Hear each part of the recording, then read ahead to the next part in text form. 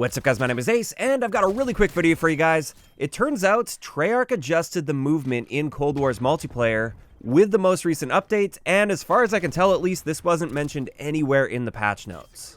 And while it seems like they've adjusted quite a few little aspects of the movement, some of it is kind of hard to tell because it really just goes based on feel. The one big thing that was incredibly obvious that changed with this update is jumpshotting. They really nerfed jumpshotting quite hard with this most recent update. And essentially, based on my testing here, the standard jump hasn't changed at all. We can still jump the same distance. That initial jump is all the same. What really changed though is what happens when your feet hit the ground. Pre-patch, after a jump shot, you would get a slight movement penalty, but you'd be back to your full movement speed pretty quickly, and there's also a little bit of a jump cooldown as well, although there was a move that a lot of pro players especially were doing, where you do a standard jump shot, and then the moment your feet hit the ground, you do another like mini sort of hop after that, and it just allows you to keep a lot of that horizontal movement as you land your jump shot, which makes you a slightly harder target to shoot.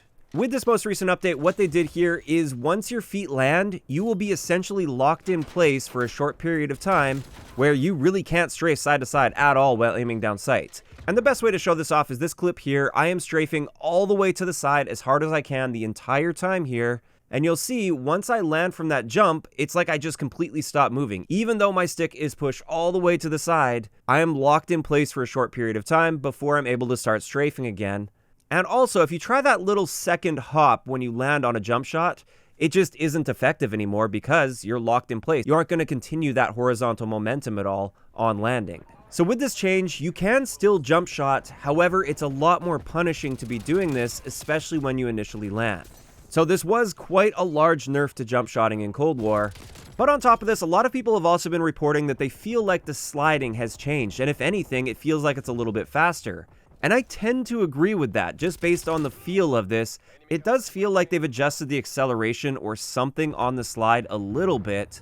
And of course, this got me thinking, can we now move faster around the map when integrating slides into our movement? Because I've tested this before in Cold War, and it turns out the fastest way to get from point A to point B is to simply sprint. Any sort of combination of jumping or sliding, even if you're using various slide cancel techniques, it wouldn't get you from point A to point B any faster than just sprinting normally. So I did the testing again here, and it turns out it's still faster to just sprint from point A to point B. So while it does feel like the acceleration is a little faster on the slide, if they did adjust that, it seems like they made up for it somewhere else, like maybe a worse slide cooldown or something along those lines. So it's not like it gets you around the map any faster, but it does feel like it's been sped up slightly. And just to be clear with this one, like I said, this is based on feel alone. I don't have a perfect pre-patch versus post-patch comparison because we had no idea this change was going to be coming. And with that, that pretty much wraps it up for this. However, I did want to share my opinion, especially on the Jumpshot Nerf, because I do know this is probably going to be a very polarized topic. There are a lot of people that despise jumpshotting and don't think it should be possible, and then there's other people that feel like jumpshotting is a big part of Call of Duty, and it really adds to the skill gap, and it's a good thing to be having in the game.